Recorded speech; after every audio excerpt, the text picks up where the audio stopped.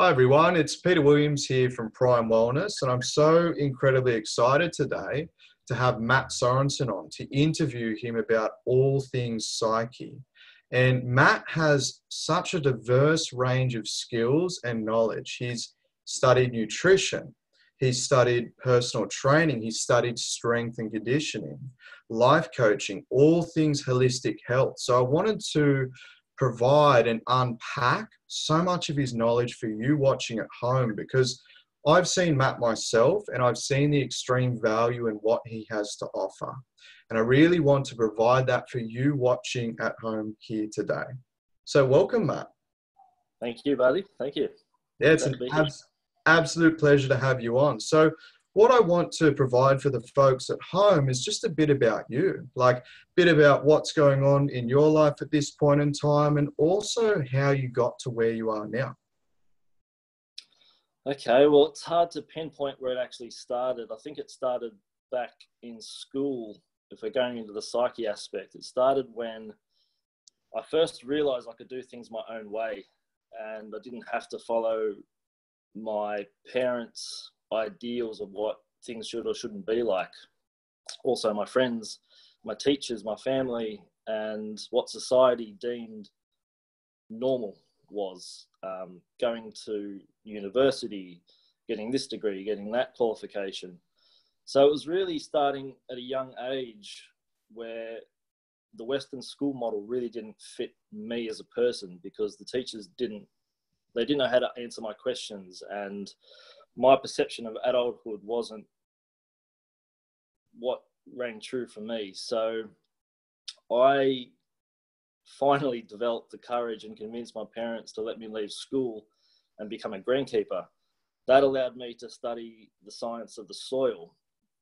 Now, after being greenkeeper for the better part of a decade overseas and in Australia, studying the soil led me into nutrition and realizing that all our nutrition needs essentially come from the soil. No matter how you slice and dice it, it all comes from the soil, because the soil is what gives the plants nutrition. From nutrition, I went into personal training. From personal training, I went down the strength and conditioning rabbit hole. Then through strength and conditioning led me into massage therapy. Massage therapy served me quite well for a number of years, from realizing that muscles releasing for a day wasn't quite cutting it for my own.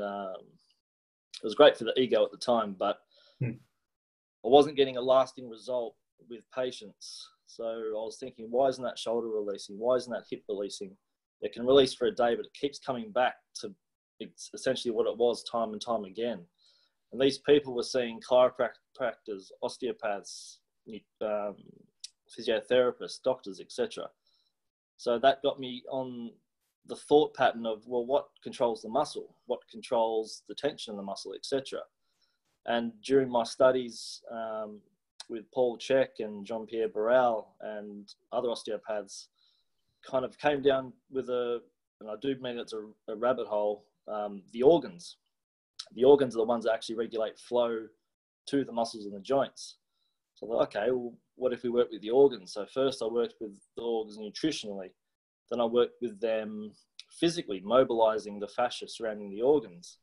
That had an emotional effect, but it also freed up the joints that those organs communicated to. For example, the liver communicates to the right shoulder via the phrenic nerve. So anyone with the right shoulder issue, I automatically think liver. And 80% of the time, there is a mental emotional correlation to the shoulder, unless they've been hit in a rugby tackle or something like that. I've had amazing results in treating those organs. And then, so you go into what controls the organs. Essentially, it's I could go on for an hour about this, but I know, it's incredible. I know, I'm trying not to. It's the way we perceive life and our emotions, because our organs are a cosmic antenna for our emotions. We're picking up information all the time. The catch with that is the organs have to communicate to the brain via the spinal cord. The goalkeeper to the spinal cord, so the goalkeeper from organ to brain is the atlas, which is the top bone in the neck. So working with all these structures and opening up communication from body to brain is really the key on how to basically unwind the body.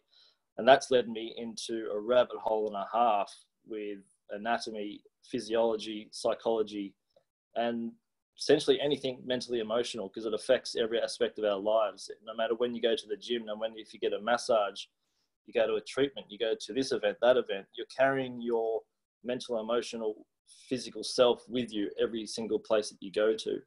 So if you're working out in the gym, you've got that rucksack on 24/7. And for a lot of people, that's heavier than anything they're ever going to lift in the gym. So that's what's led me essentially to where I am today. But it's for me to be able to recognize it in others, I've had to do that journey within myself as well, which is arguably the hardest thing you could possibly do as a functioning human. Yeah, no, that's absolutely incredible. And like I enjoy saying in my practice, it's like you eat your own cooking. Like you're not just prescribing out certain things for people and not embodying it yourself. And that's kind of the best way of learning. And as we were discussing before, it's really all, I guess you identify that it's medical massage that you're providing, right? Because you've done so much extensive study, you've developed so much knowledge, medical massage is kind of one of the ways that you're trying to identify it. Isn't that correct? Yeah, so with medical massage, you're essentially, it's not coming in for a standard treatment and then the therapist following a template of a leg massage or a lower body treatment or a lower back or a neck or whatever it might be. There are so many factors influencing everything else that with a medical massage, you're essentially chasing the breadcrumb trail that the body leaves you. So you're tapping into their body. And with tapping into their body, you're realizing their own physical, mental, emotional, spiritual, if you want to go that far, their own evolution of how they got to where they are. With that story, their body tells you what to do and how to release and how much to do of it as well. So you're essentially releasing the greatest tension at the time. And it's different for every person. It's different daily, weekly, monthly, whatever it is. No matter what's going on in life, you'll present with a certain tension. That tension can be held in a muscle, a joint, an artery, a nerve, an organ, etc. So it's about finding those key points and releasing it literally from the inside out. Incredible. That's amazing. So for those of you who are watching at home, you can kind of build a bit of a picture of what Matt is operating within and kind of starting to develop a perspective on some of the things that you might be experiencing or some of the things that people you know might be experiencing. And today I really wanted to unpack the psyche, because when I went in and had a session with Matt, I learned that he's got such a holistic approach, and there's so much to it. And one of the key pillars and areas that is worked on is the psyche. And I'm very passionate about that because I work with that with all of my clients.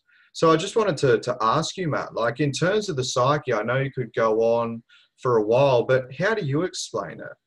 How would you unpack the psyche just for people at home to understand what it is? So the psyche is essentially consciousness, and there are multiple layers to the consciousness. So you can see up in that beautiful little diagram there. Do you like that? I like that. I do. So this is the Chek totem pole. And what you'll see here is a hierarchy of survival systems in the body. So the higher up you go, the more of a problem it is. Now, I'll work from the bottom just quickly. You'll see down the bottom you have the pelvis and the hips and the spine. The spine is anything, in this example, they're slave joints. So anything from C3 below is essentially a slave joint to everything above it. Most therapists concentrate their efforts there. Doing that is great for the day, but it's not really getting to the source of the problem. The second highest one is the sacrum, and the pelvis. So it's essentially the sacrum comes from the word sacred. So in any medieval town, essentially is a sacred symbol or some sort of statue, like a church or a monument of some sort. And that's essentially what is represented in the human body as well. So people with safety security issues, moving house, getting a divorce, not being able to balance their finances very well, they will typically hold a lot of tension in and around the pelvis. And that can present as lower back pain, knee pain, I mean, anything really. But from a structural point of view, that's how the mental emotional stress can affect us physically. When we go up into the digestive tract and the organs, well, digestion is one of the main pillars of health, because most people are eating, well, crap foods, to put it blunt. To put it lightly. Yeah. We're not really in tune with ourselves to find the foods that work for our structure. Not many people see food as, they see it as more of a pleasure thing rather than a substance that informs their body how to function. So, for example, when you're eating a carrot, you're taking on the consciousness of a carrot. And essentially, I mean, we're made up of 100 trillion odd cells, and you have 200 million dying off every second. So if you just sit with that for a second, you've got 200 million gone, 200 million gone, 200 million gone. We replace those cells with the food that we eat.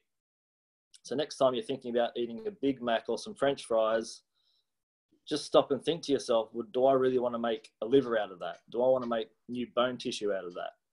So that plays a massive part in our structure. And according to the research, there's more neurons in the gut than there is in the brain and the spinal cord combined, which is a lot. And I'm sure we've all had the experience of a gut feeling or butterflies in the tummy. Well, that's our guidance system, really, which leads into the emotions, which is the symbol above that. That emotional phase, that's more of a floating symbol, because the emotions essentially run the body. And it's arguably the most powerful, but you also perceive those through the psyche. So that can be anywhere in the totem pole as well. Going up is essentially the organs of detoxification and digestion as well. A lot of people with eye problems, headaches, neck problems, shoulder problems, even sciatic problems actually can be traced to the liver, the stomach, the heart, the lung, the aorta, the inferior vena cava, etc. So often the skeleton will hug these internal tensions, and you'll present as asymmetry in joints, ligament laxity, pain, typically that dull ache pain coming from a nerve. That's the body telling you that an organ is under stress. Going up is the upper cervical spine, typically from C0 to C3. And these are a key point in the totem pole, because the atlas itself is the top bone in the neck. It holds the weight of the head. Symbolically, it holds the weights of your own thoughts as well, which is often heavier than anything else out there. But anatomically, the atlas has what's called denticulate ligaments, which run through attaches into the outer layer of the spinal cord, the dura mater. If your atlas is rotated more than 3 or 4 degrees, it can put a rotational torque through the entire spinal cord up in the neck. And the spinal cord attaches through the filum exterminale right onto the coccyx. So you can get a complete torsion, which presents itself as a scoliosis. And the entire skeleton will adopt a posture to help take tension off the spinal cord for obvious reasons. So can it literally be as little as 3 degrees, and that's going to create an impact on someone? Absolutely. So the space where the spinal cord runs is about 12 millimeters, give or take, depends on your anatomy. The spinal cord itself takes up about 8. So there's not a lot of wiggle room, really. There's not a lot of room to move in the body, and everything's got its own little role, and it all works as a nice little team. But if you have a little bit of compression somewhere else, what can happen is, if that atlas is rotated, say 5 or 6 degrees, it can create what's called a neural inhibition, which means it's going to cut off, not necessarily circulation, but it can cut off neural input into certain tissues, which can make your, essentially what I'm trying to say, the 101 version is, if something has neural inhibition, something that shouldn't move will, and something that should move won't. Okay. And that presents as pain, musculoskeletal pain. But on the opposite end of that, the pendulum swings the other way, and it can create neural excitation. So neural excitation can look like twitching, cramping, shaking, etc. So that's excess energy in the nervous system trying to dissipate outwards to protect the organs and the nervous system. But we can get atlas subluxations, which is what it's clinically called, from imbalances in the ears or the auditory system, which is kind of like the spirit level of the brain, telling us where we are in time and space. It can come from the eyes. The brain always wants binocular vision all the time. So if you have tension in one eye over the other, which most people do, you'll find yourself cocking your head, and your dominant ear or eye will face forward to try and see what's coming or hear what's being presented, and that'll put a rotation through the entire system. Above that, what's arguably more influential than the eyes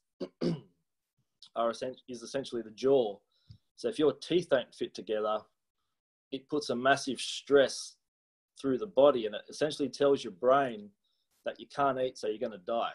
So everything below C2 or C3 will adapt and adopt a posture in an attempt to try and get your teeth to fit together. Now, there's a myriad of stuff that can go on from that, but just to go through it quickly, the thing more important than the jaw would be breathing.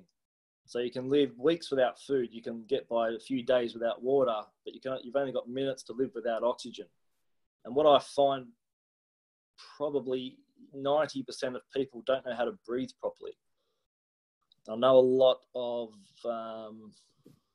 physios that I've just had personal experience with, and yoga instructors teach people how to breathe invertedly. So they're not really activating the diaphragm. They're not getting the breath through the tummy. They're breathing all through their neck, which puts excess strain through the accessory respiratory muscles of the neck, the ones that are supposed to have a postural function.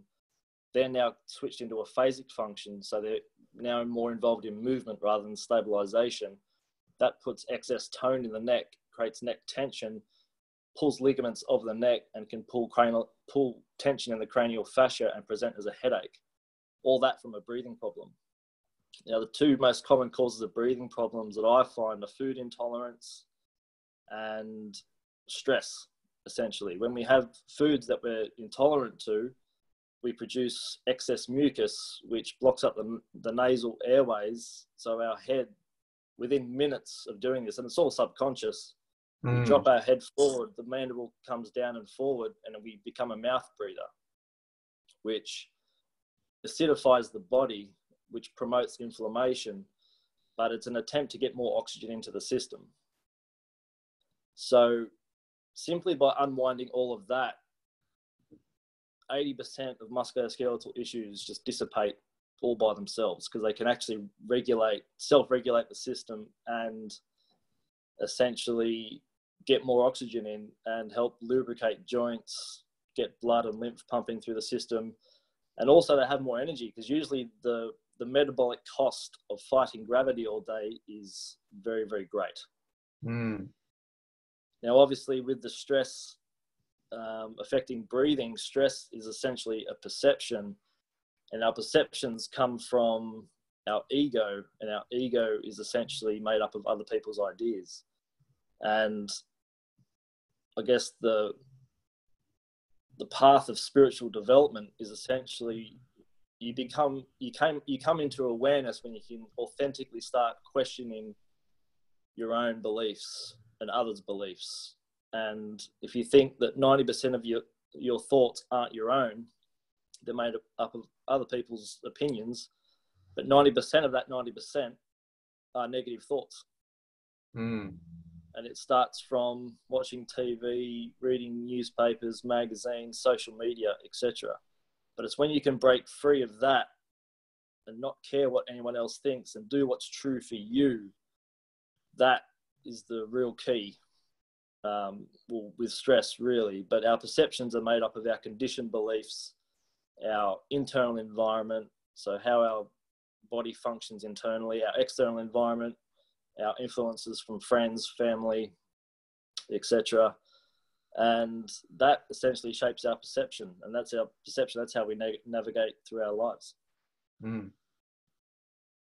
Yeah, that's incredible. So, and I'm really resonating with lots of that stuff. Just the impact that our conditioning has on us and the beliefs that we develop and the information that we're taking in on a daily basis. It all impacts not only the mind, but overall health, which really ties in with this entire pole. Is that correct? Absolutely, yeah. If you think that, so a lot of what we do day to day is unconscious, and a lot of those unconscious actions essentially come from a behavior. Those behaviors come from a belief. Though a belief is essentially a thought you just keep thinking. So you'll have to look into what's driving this thought pattern. And if you study the work of Carolyn Myss and Carl Jung, they've identified certain archetypes. An archetype is a universal concept that's expressed through thought. So, for example, a desire to become a mother or a father is the mother or father archetype coming through you and being expressed through daily living. Now, each archetype has a light and a shadow aspect to it, which here you can see is the sun and the moon, essentially. So with the darkness, that reflects the shadow. Now, when we get into a stressful situation or when we become sick, we go into what's called survival mode, and that will activate typically the shadow aspect of any archetype. So if I'm talking to you, Peter, excuse me, if I'm talking to you and advising you on diet, as an example, I might be, in a way, loving you and trying to help the best I can by prescribing certain foods that could work for your chemistry. But you being in a stressed state in survival mode might not hear that. You might hear me telling you what to do. And as an example, I was working with someone yesterday who has a very challenging relationship with her father. And as I was talking to her, I was hearing myself as well. And what I realized I was doing was she was hearing me telling her what to do, which was creating a knee-jerk daddy reaction. And essentially it caused her to rebel against me. So that was her perception of what was going on. So that's an example of how our conditioned beliefs can influence not only what we project outwards, but also what we bring into our own being as well. And I guess it's essential to understand this because, as you would be aware, and I experienced myself, I bounced around the medical merry-go-round trying to get support. But if you're kind of basically bouncing off that support unconsciously throughout beliefs, that's definitely going to hamper your recovery. And yeah, many people wouldn't be aware of this type of stuff, would they? Well, no, not at all. It's one of the things that I feel it's important for people to realize is that the medical industry is a business. So if you really meditate on it, and it's worth meditating on, if the medical industry was doing its job properly, then the medical industry will be getting smaller and smaller, wouldn't it? Yeah. Because people will be getting healthier and healthier. The healthier you are, the less medicine you need. Now, the medical industry is worth like $1 trillion, and it's growing every single year. So with the medical industry, there's usually a corporate entity and someone making a lot of money off it. Now, I don't want to be a conspiracy kind of guy. I could get into that. That's another interview. But if you think about it, in today's world, you go to the doctor, say you want to lose weight. So you go to the doctor to lose weight. So here, I've got a pill for you. Okay, well, I've got a headache here. Here's a pill for you. I've got an itchy bum here. Here's a pill for you. Oh, my hair's falling out. Here's a pill for you. No one really sits down and thinks, okay, well, I've got a headache. So what did I do yesterday or the day before? Did I drink enough water? Have I eaten enough protein or fat or enough carbohydrates, fresh vegetables? Have I had an argument with someone that really kind of stuck with me a little bit? It's kind of a thorn in the side. Has that created stress for me? Not many people take the time to sit with themselves and dissect their own being, really. And stress can usually take 2 to 3 weeks to present physically. So you might have an argument today, then 2 or 3 weeks' time, you might have reflux, or you could be constipated, or diarrhea, the opposite, or you might feel anxious all of a sudden. But these are a way how the body processes all these things. But what the medical system doesn't do is typically a quick fix. Now, Western medicine is great as emergency medicine. So if your parachute doesn't open, it's great. If you're in a car crash and you need immediate medical attention, perfect. But most people present with pain, or when I say disease, I mean dis-ease. When presenting with pain and disease, it can be days, weeks, months, even decades in the making. But all of a sudden, they can be as simple as kicking their toe and waking up all the stress inside that hasn't been resolved yet.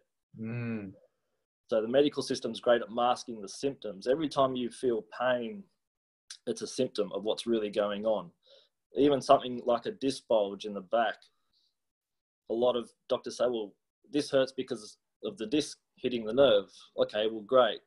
How did that happen? What's been pulling on the spine for so long that it's caused it to come out of alignment? No one really goes in that deep to check out what's going on. And I've never heard one doctor say, yeah, you need to have more water. Out of the 30-odd billion biochemical reactions in the body per second, all of which are water dependent, I've had people up their water intake and 80% of their pain has disappeared within a week. That's crazy. It seems like it would be common knowledge, doesn't it? Well, you'd like to think so. And I think a lot of people think it's common knowledge, but it's really not. And every person I see I ask them how much water they drink. The most common answer I get is not enough. So, it's not really telling me how much they drink. They're telling me how much they don't drink. So they're consciously aware they're not drinking enough water. So that goes into an archetypal realm of, or maybe they're self-sabotaging themselves. Is that a conditioned belief where they got told by someone influential in their life, mother, father type figure, friend, teacher, whoever, that they'll never equate to anything? That sits in the subconscious. And when you go to improve yourself by drinking water or eating good organic food or spending time just resting, giving yourself permission to rest and be happy and giving your body what it needs, there's that little voice in the subconscious that says, no, we can't do that. We need to keep doing whatever. So that's probably one of the most common problems I see with people at the deepest level. And that's great, because I was going to ask you, what are the most common patterns in self-sabotage? I hear this regularly with my clients. It's self-sabotage. And why is this being created, do you think? Once again, it comes back to the conditioning, the beliefs, the data that people are taking on a regular basis. And it's basically conditioning. Like I know in Australia, we say tall poppy syndrome, you know, playing small. But it is interesting. I remember as a personal trainer, people would be like, yeah, I want to do this. I want to get healthy. I want to get fit. And it just wouldn't happen for some of them. And there was those patterns that were running underneath. So that's quite common for you as well, is it? The self-sabotage. Oh, absolutely. It happens probably more often than not. And again, it comes from that little voice in the head, which will either happen with a parent who's projecting their own stuff onto the child, but also it's like going to a fat personal trainer or a chiropractor with a really bad back or an unhealthy doctor, where they tell you what to do, but it's more of a do as I say, not as I do type thing. What that actually does is create chaos in the psyche and creates confusion. So you don't know who or what to believe. So essentially it's, again, deepest level, it's people not taking the time to sit with themselves and think, okay, what do I want here? What feels the best for me? And if taking a 20-minute nap feels the best to you at the time, but you know, think, oh no, I have to do this because of this reason and whatever else, you're essentially, what you're feeling is the discord between your emotional guidance system and other people's ideas of what you should or shouldn't be doing on a daily basis. Now, if I had followed so I'll give you an example. Growing up, you could say I had some daddy issues and I had to go out of my way to impress my dad. Now, which doesn't sound too bad, but my dad, in my own perception, he was loving me the best he could, but I didn't see that as the love I needed at the time. Now, I lost my mother very early on, so it was kind of myself and dad for a while, and he remarried and have a stepmother now who I love dearly, and she was a fantastic mother figure for me, but I was still trying to impress dad all the time. So I would make up stories, say, oh, I did this today. And all I wanted to hear back was, oh, that's good. But my dad's ideal, we're very different people. He's an accountant, for example. So he's a very left brain, analytical thinker, where I'm more of a right brain, creative, intuitive being. So we're very different in that respect. We see the world very differently, which is beautiful, but it also makes some pretty interesting conversations at times. And for many years, I had this belief that I had to impress dad, otherwise I couldn't be happy within myself. So I needed his approval for everything. But it was a day where I went through my own, you could say, rite of passage, if you will, where I realized that I could make it on my own. I could make it without dad's approval, and I got to do it my way. And that's what, for me, life was about. I didn't have to go to uni. I didn't have to see out school. I left in year 10 to become a greenkeeper. I could do it my way, and no one could tell me really not to. But I gave myself the permission to think and feel that way. And that's probably the most liberating thing that I've ever been through personally. But it's a bit of a self journey to get to that stage. And unfortunately, most people have to walk through hell to get to heaven until they realize that heaven and hell have the same address, and it's between your left ear and your right ear. Again, that's a discussion for another day. But essentially, if you can't recognize happiness in yourself, if you can't recognize love within yourself, you can't recognize it outside of you either. And I think one of the key things I heard just then was give yourself permission. And it's like some people have to walk through hell and get to breaking point for them to give themselves permission. And it's like, what would life be like if you gave yourself permission now? Well, absolutely. Even, I mean, going through the hell, walking through hell isn't necessarily a bad thing, because then it brings you into awareness. Now, I ask every client that I work with, what's your dream? What's the dream, goal, or objective here? And most people don't know what their dream is, which again is fine. Then I can say, okay, what's your nightmare? And most people are living a version of their nightmare. And they'll say, well, that's easy. You can just turn 180 degrees and walk that way. And, oh, but I can't because of this. I can't because of that. It's okay, great. So what do you value? Well, I value family. I value the environment. I value, take your pick. But what a lot of people, especially adults, think they have to go to work to earn enough money to make it in this world. And to the degree that you're doing something that goes against your values in order to make money, that will create, again, chaos in the psyche. And that will be a stress that will pick away at you for a while. And that's where you don't get that soul fulfillment of going to work. And if you think about it, according to psychological research, 90% of adults don't graduate past the mental emotional age of a 12-year-old. So if you're using terminology like, I have to do this, I have to do that, well, essentially that's child mentality, because children have to do things. Adults choose to do things. I tell people all the time that, well, you think you have to go to work. You don't have to go to work. You choose to go to work. And then it all comes down to a money issue, which is a safety security issue, which can be brought back to essentially the first 7 years of your life. You're seeing how your parents interacted with themselves and the world, essentially neurologically sets up your neurological circuits for the rest of your life. Well, that's incredible unpacking that. But the good news is, as we know now with things like neuroplasticity, the brain can change itself, and I'm sure that's what you're creating with your clients when they want to walk the walk with you. I'm sure you see that those neurological circuits shifting. Is that the case that you see in your practice? Well, absolutely. As in neuroplasticity, neurons that wire together fire together. So going back to what a belief is, a thought you keep thinking, if you follow or study the law of attraction, a lot of people think it's a bunch of crap, but it's completely evident in almost every person you look at. If you focus on something, you're typically focusing on that with the mind. The mind is a tuning fork.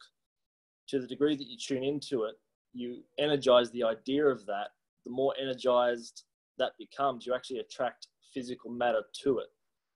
If it's not a physical thing, to the degree you have an unresolved issue with something or someone there, then it's still a thing. So you're still going to attract people, places, and things to that in order to heal it. To the degree you don't heal it, you're going to continue to bring those aspects of life into you. And a lot of women, especially the ones that I've seen recently, they keep attracting partners that are the same type of person. They same kind of personality traits. But what they're not really realizing is that, and if you study Carl Jung's work, he shows that people mirror ourselves to us. So if I'm thinking, well, you're judgmental, well, I'm seeing you, I'm seeing myself in you. And to the degree that I have an emotional charge to that, that's something in myself that needs healing. Otherwise, it wouldn't bother me. Correct. Perception is projection. You're projecting out your own internal world onto the people in front of you. And I guess that's kind of what we're talking about that you provide with your clients, is starting to correct that internal world, to start to create a healthy environment within the psyche. Yeah. If you've studied Abraham Hicks's work, she shows that if you think a thought long enough, you'll start to believe it. And all it takes is 17 seconds to continually think about a thought. And all you really need to do is think about a thought that feels good. And that can be enough to change your entire biochemistry. And your cells essentially follow your thoughts, and your thoughts are in the mind. And if I can quote Dr. Daniel Siegel's definition of a mind, he's a brilliant psychiatrist and a really intelligent, holistic guy. His definition of the mind is an embodied process that regulates the flow of energy and information. So if you think about your body shape, it's essentially a cosmic antenna of information coming from everywhere. So, I mean, the human body is a compilation of everything in the universe, including here on Earth.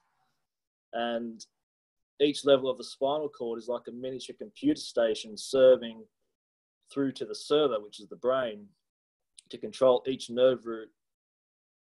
To control certain parts of the body. And each nerve root is in charge of everything on its system. So that's why I like the organs, because the organs have their own nervous system. And if you read research into organ transplant, it shows that people receiving the organs, they start having the same visions, feelings, and memories from the organ donor. So I've lost my point there, but yeah. Yeah, no, definitely unpacking that. And what came to me as you were saying that was obviously the cells hear our thoughts.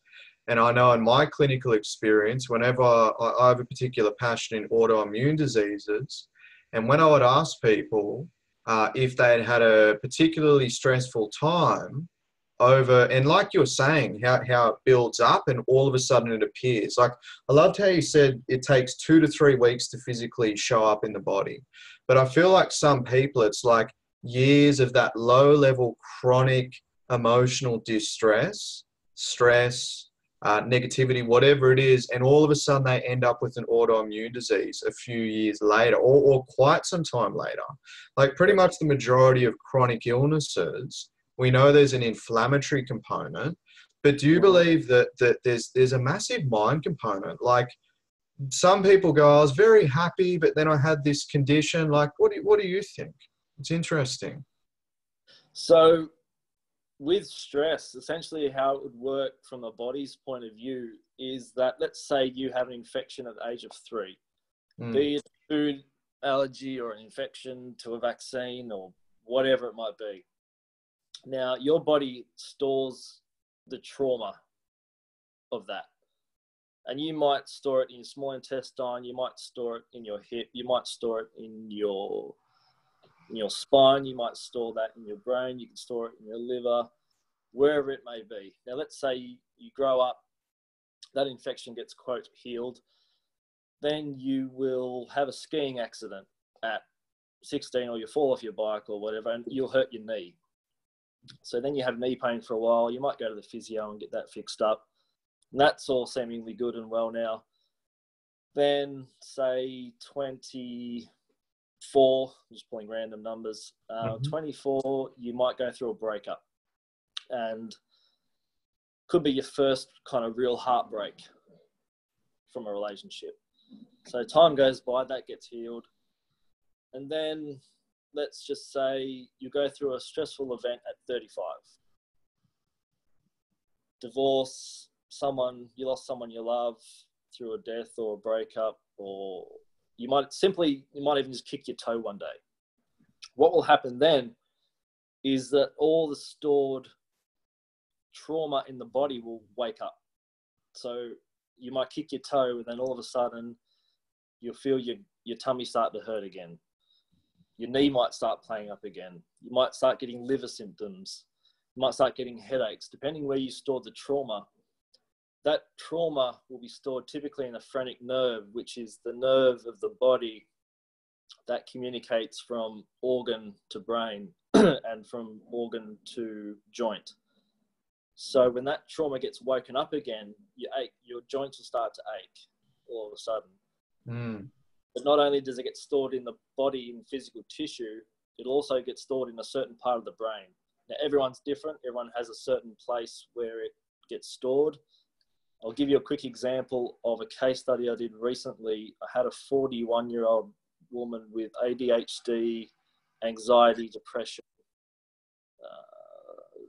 I think she had lower back pain, or I think she had left side sciatica. What I found working with her physically, doing medical massage, is what she had her greatest tension was between her stomach and her thalamus in the brain. The thalamus is the part of the brain that's involved in autonomic function and also higher order thinking. So balancing the tension between the stomach and the thalamus of the brain, she was able to dissipate that energy out of those centers into the tissue. Now, she started shaking on the table, and what that told me was that she had so much energy concentrated in certain parts of the body which almost blew the fuse. So basically, too much energy in the circuit blows the fuse, right? Yes. So she had so much energy built up in her circuits that her body's way of dissipating that excess energy was to shake. So she literally shook it out. Then about 10 minutes after shaking, she just stopped. She was able to breathe out. She said, I feel so much better, but I'm exhausted. I said, perfect, go to bed. And she said she slept about, I think, 10 or 11 hours that night. Then from that, she was able to, she said she felt like she could function for the first time in a long time. So that's an example of how stored trauma can just wake up with the slightest stimulus. But we store trauma from our entire life. The body doesn't forget. That's such an incredible case study. And what comes to mind when you're talking about the shaking, I know for us as people, we tend to be quite stiff and rigid, but in the wild, if a gazelle gets chased by a lion and it survives, it will shake itself furiously onto the ground to release the trauma. And it's kind of almost like their automated response. And it's very interesting, the correlation that she just did that automatically. I'm sure she didn't consciously go, I'm going to shake my body now. It just happened. Yeah, she didn't go into a conscious breakdance. It was a certain physiological response to the treatment, and it doesn't always happen that way. It's typically a lot more subtle than that, but she was just a good example of how it can present that way. And what you will find is that trauma doesn't necessarily present itself as shaking, but that trauma can show up as knee pain, back pain, shoulder pain, headaches, autoimmune disease. Wherever the quote weak link is in the body, that's where the stress will show up. That weak link is the symptom. And that's the thing with our common approach, and what I've experienced is we go for the symptom. The reason I wanted to share what you're talking about is I believe not many people out there know this at all. And there's the science to back it now. It could have been seen as woo-woo stuff 5 to 10 years ago, but it's real. You're seeing it in clinic, and it's the phenomenon that we're tapping into more and more now. It's not only real, but it's the larger part of us from an energetic point of view. Now, we are infinitely,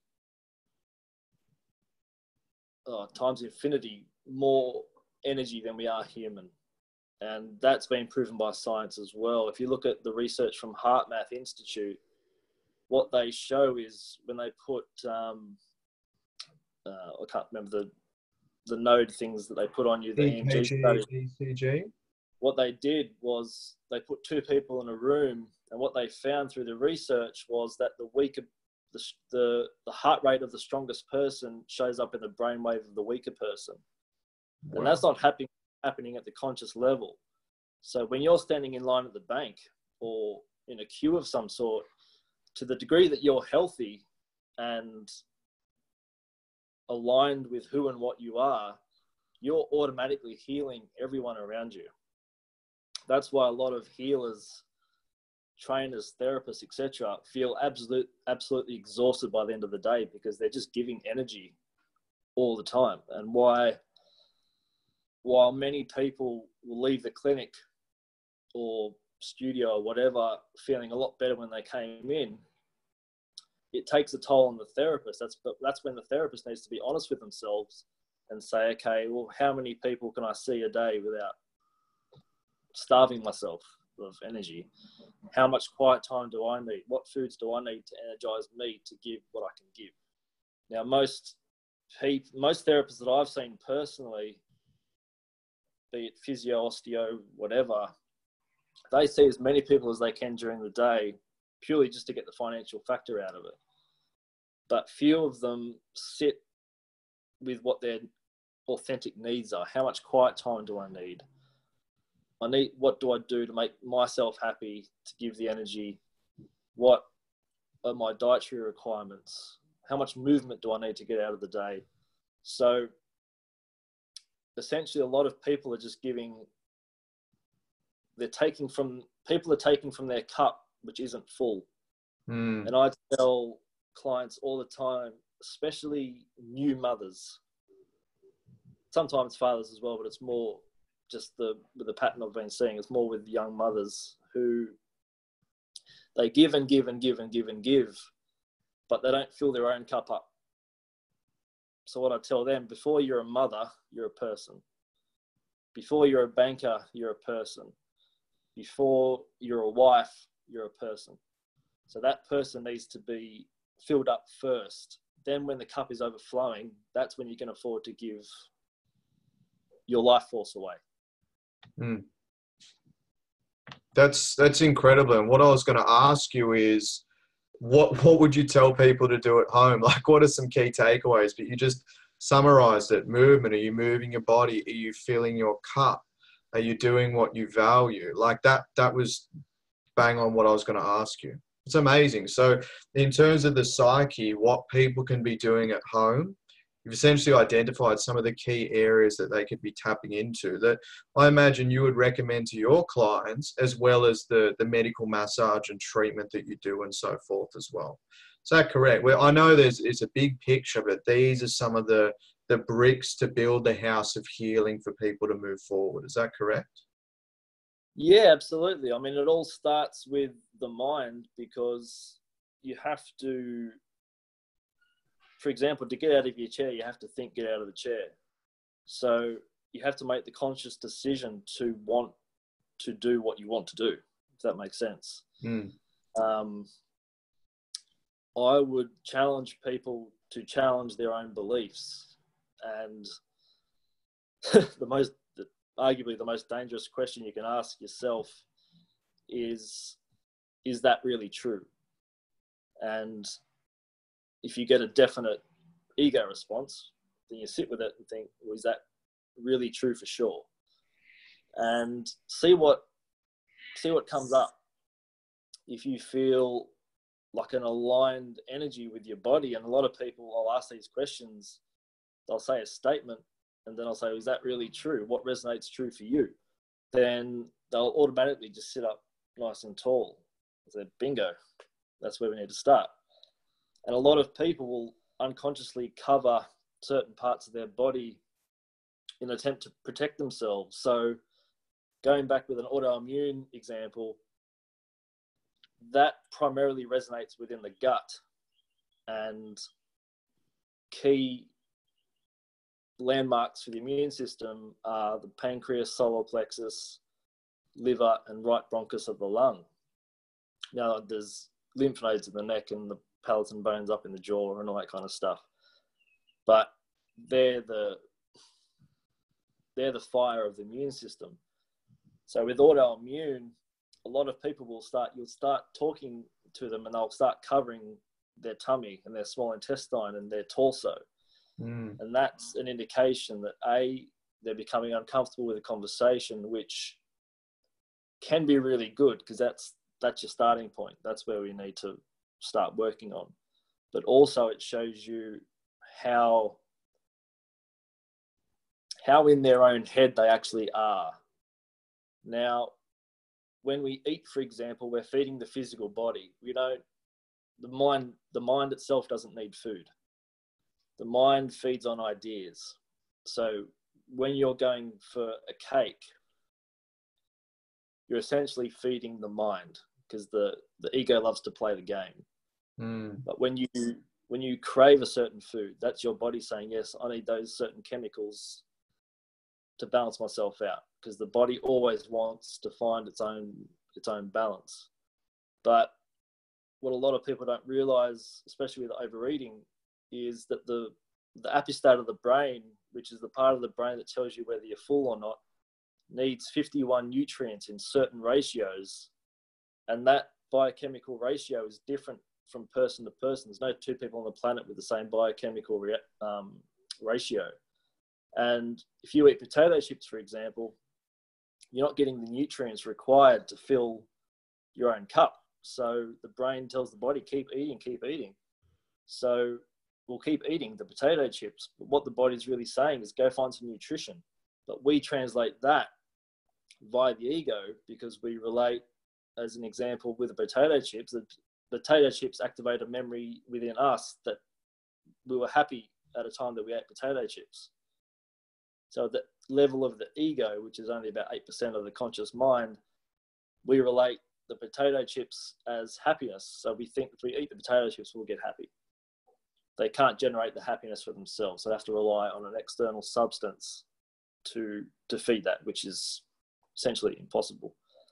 But for a tip at home, I would again challenge people to search for thoughts that simply feel good. And doing that is essentially going to change your vibration. Changing your vibration will then alter the tuning fork, which is the brain and the mind. When you think good feeling thoughts, you'll start attracting those into your reality. And what's an example? I know it could seem pretty obvious, but what's an example of a feel-good thought that someone could be trying to run? Could it be gratitude, or what's an example? It can be literally anything from gratitude to appreciating something to loving someone to compassion to simply giving yourself permission to not work 95 hours a day and to say, what do I really need right now? Okay, I need to go for a walk along the beach, or I need to get out of my head, and actually giving yourself permission to do that. That's probably, I find, one of the hardest things for people to do, because we're running around with everyone else's ideas in our head that we have to work so hard, and to essentially, like the old saying, you have to work a job that you don't like to earn enough money to buy things you don't want, to impress people you don't need, to impress people you don't like. So that's essentially the Western corporate culture in a nutshell. And the main message I'd want to get out is that it doesn't have to be that way. It's that way because you've chosen it. And a part of the journey is realizing that what you have in your life at the moment is at some level is exactly what you've asked for. And I guess the definition of spirituality is owning what you create moment to moment. And if you're consciously aware that you're creating it and you don't like it, well, straight away you have the power to change it back to something that you do want. That's absolutely incredible. I think, people at home have gotten so much information, and you've tapped into so many topics there. And I really am excited for people at home to see this and to, develop different perspectives, because many people just don't know what they don't know, or they think they know something that isn't so. So it's a very interesting transition when you hear something from someone who's a so-called expert. And I don't like the word expert or specialist, because it implies that they know more and more about less and less until they know absolutely everything about nothing. Now, I've never known anyone who needed a specialist to help a problem. But again, that's a story for another day. But with, I forgot my train of thought. So where that discord comes from is you hear something from someone who's an expert, and you've heard that side of the argument, but you've heard something else with that side of the argument, and they're both equally true, maybe to the person saying it, but they're still in that halfway hut of, well, what's true, what's not. And that's what Rudolf Steiner would call the birth of the aware soul, which is essentially the universe saying, well, now it's time to grow up and make up your own mind. Do your own research on it and see what resonates and what's true for you. 100%. There's no one way for everyone. There's no one diet that's going to help every person on the planet. There's no one exercise program that's going to get everyone else into shape. We're all individuals, and if you read the book Biochemical Individuality by Roger Williams, he shows that individual nutrient needs can vary 1,000% from person to person, including, identical twins. So when you hear these medical norms, who are these norms based upon? We all have individual cholesterol needs. We all have individual calcium needs, etc., etc. So this is just one example of, there is no such thing as a one-size-fits-all approach to health. You have to find, it's as simple as you have to find what works for you. Thank you. Yeah. Thank you. That's incredible. Well, I just want to thank you so much for your time today. And I'm sure all of those who are watching are just going to be, they've opened up many perspectives they weren't aware of before. And what I'd love to do is ask you, how can people find you? You operate out of Cronulla in the Sutherland Shire. Is there a way that people can find you online? I can post a link into the video so that people can track you down. Sure. So I'm working on a website, but until the website is up and running and functional, I guess my number one online access point would be Instagram, which is Matt Sorensen HH, which stands for Heal Hub, and the word heal is also an acronym for holistic exercise and lifestyle.